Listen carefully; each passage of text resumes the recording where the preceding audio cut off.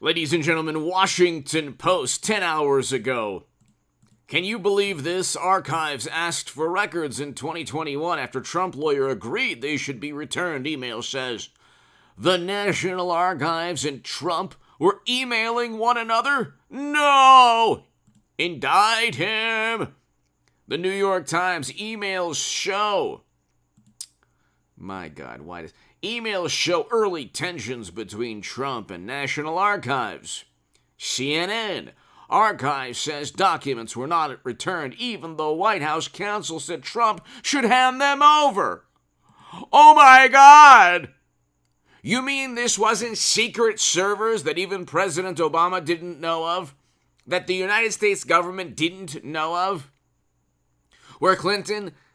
And I want a Hillary Trump 2024, where Hillary Clinton transferred top secret and special access program intelligence classified data onto networks, servers outside of the United States government for 4 years, and deleted 30,000 emails without government oversight and destroyed hardware, and negotiated with the Federal Bureau of Investigation, initially saying, nah, you're not going to get any of my emails or the servers.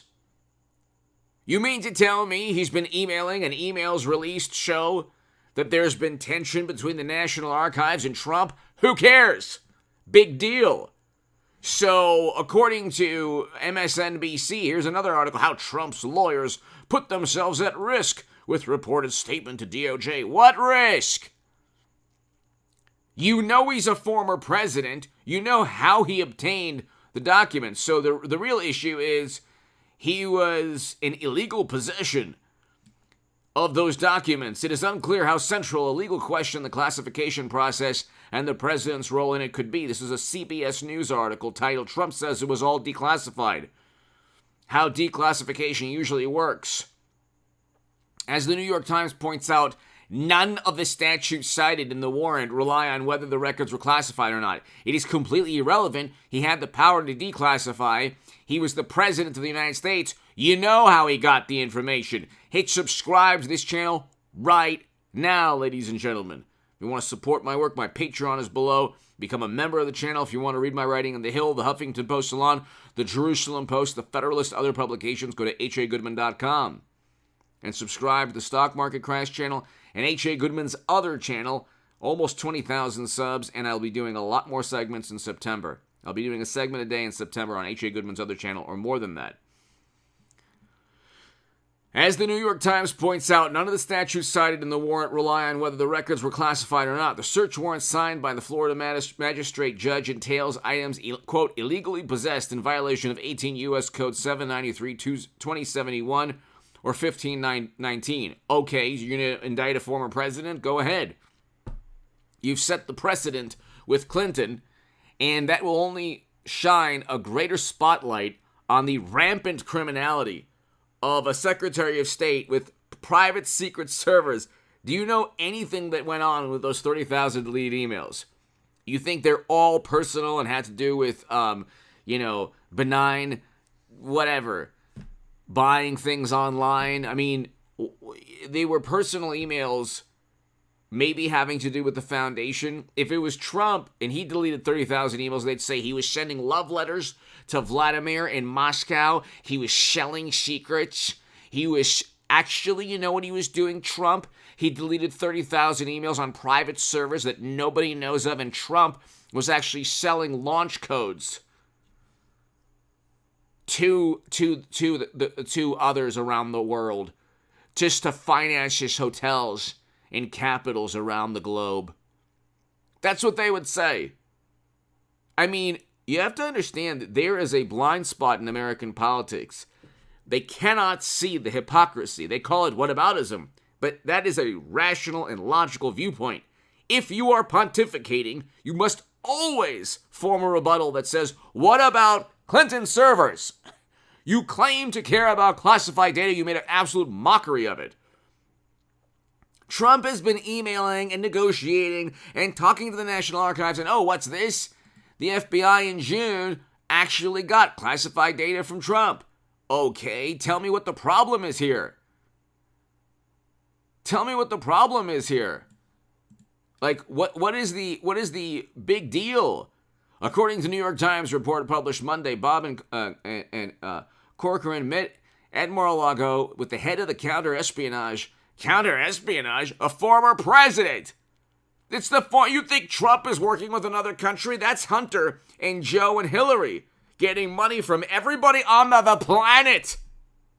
I mean, it's right there in their emails and their money flow and the financial transactions. 150 suspicious financial transactions, according to CBS News. But Stephen Colbert, Jimmy Kimmel, the Washington Post, they don't care or they don't know about any of this. Actually, the journalists at the Washington Post report on this stuff, but they don't put two and two together. It's always what Trump is capable of, never what Democrats are capable of. And the corruption, the epicenter of corruption, is within the Democratic Party. You have Hunter with emails and photos and videos and text messages and pictures that late night talk show Saturday Night Live would obsess over. They would obsess and make every joke about Kushner or Jared Kushner, Eric Trump, or Donald Trump Jr. But they protect one political party. Then there's articles like, gosh, there's so much partisan in America. The United States of America is ripping apart with partisanship. You have half the country who've disowned friends and family because they didn't do this, or they believe this, or they like Trump. It's like, get over it. I don't care if somebody likes Biden. Go ahead. You want to vote for recession? That's your problem. Okay? You vote Democrat, you're voting for a recession and a terrible foreign policy and Taiwan to be blockaded or invaded by China. You're voting for a terrible foreign policy. You're voting for a recession.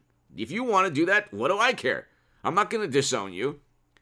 It's the Democrat, it's the people who vote Democrat who not really into politics, or maybe they're into politics. They don't realize that Hunter has 150 suspicious financial transactions and emails saying, how can you use your influence on the company's behalf, and Joe forcing out a prosecutor.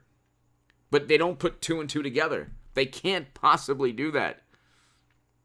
And waiving $1 billion in loan guarantees while he's actually bragging and boasting that the officials he was speaking to said, you don't have the authority to do that. And then he said, oh yeah, call the president. If it was such, if everybody on the planet knew that the prosecutor was corrupt, how come the people he was trying to strong arm and leverage didn't know themselves? Simple questions, like 30 million unclassified documents with President Obama. The issue is 30 million. That's absurd. You didn't have 30 million unclassified documents. You have 30 million documents, the majority of which are meant to never be seen again because they're hiding communication. President Obama's administration made an absolute mockery of classified data. That's why they're going after Trump. And they couldn't get Trump with Mueller. Mueller was a failure in the definition of a failure because they fabricated and made up the accusation. See, they say that Trump lied. He lies so much. Go look at his top lies. Go look at it, the greatest lies he's ever told. One was about a storm, they say, or a crowd size. Go look at the lies Hillary and Joe and President Obama and others have told. Go read the speech President Obama gave before the intervention in Libya. See how many lies are there. I mean, when Democrats lie, it's like monumental issues. And they get away with it because all of media, social media algorithms, late night, they wouldn't even exist as a political party if they didn't have every single possible advantage, and they're still going to get demolished in the House and lose the Senate. They'll lose the Senate. I'm not making a firm prediction on that because they have every conceivable advantage and people will actually vote for their own demise. Like, they will vote for high crime. They will vote for recession because Trump is mean.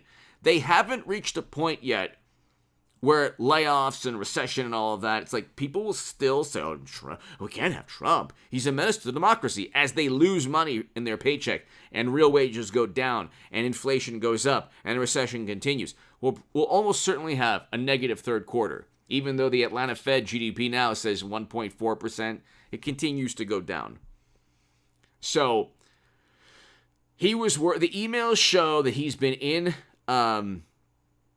I want a Hillary Trump 2024, but Hillary did commit crimes. Okay.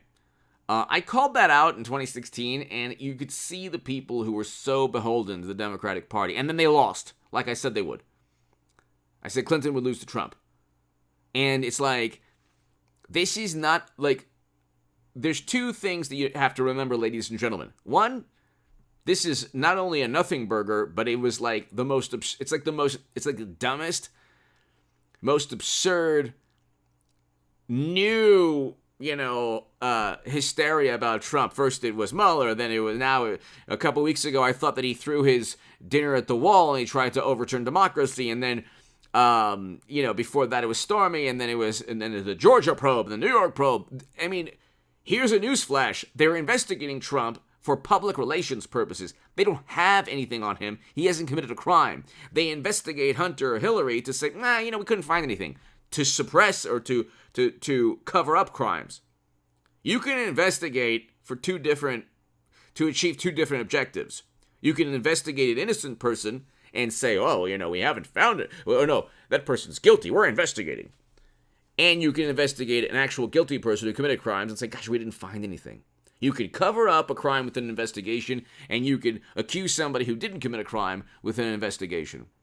So that's what they're doing with Trump. He would win any court trial, but they could indict him. To my 11-minute crowd, they could very well indict this man. They are petrified of him. They have all of media, social media algorithms, all of late night, Saturday Night Live, all of Hollywood, the music industry. You have corporations around the country siding with Democrats. They could still lose to him. They set up an innocent man. They set him up. They could definitely indict him.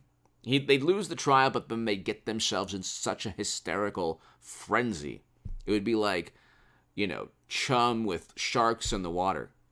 That he would get off, he would be acquitted, but then they would say, oh my God. The interesting thing is, the rebuttal to that would be like, well, no, they don't want to set that precedent. I don't think they really care about precedent now. I think Democrats believe that media will always be an echo chamber for the Democratic Party. So, it's possible. I'm not making a firm prediction on that too, but it's possible. But anyway, hit subscribe to this channel right now. Email show that he was actually negotiating and giving classified data back to, the Federal Bureau of Investigation, National Archives. But like this whole thing with the National Archives, he's a former president. He's a former president. And they say nobody's above the law. Hillary was. Hunter is. President Obama is also. He claimed he didn't know Clinton had servers. He lied about that. He was emailing Hillary on her servers, so of course he knew. Cheryl Mills stated that he knew, Clinton's attorney and closest associate. So it's like, these people are like lying to your face, but they have media as like the public relations monstrosity that it is, covering up everything. So again, the average person thinks that Trump lies all the time, and Democrats are bad, but they're not Trump. It's like, no, the opposite is true. Trump tells the truth a lot more than Democrats do, or media. Give me your thoughts below. Hit subscribe right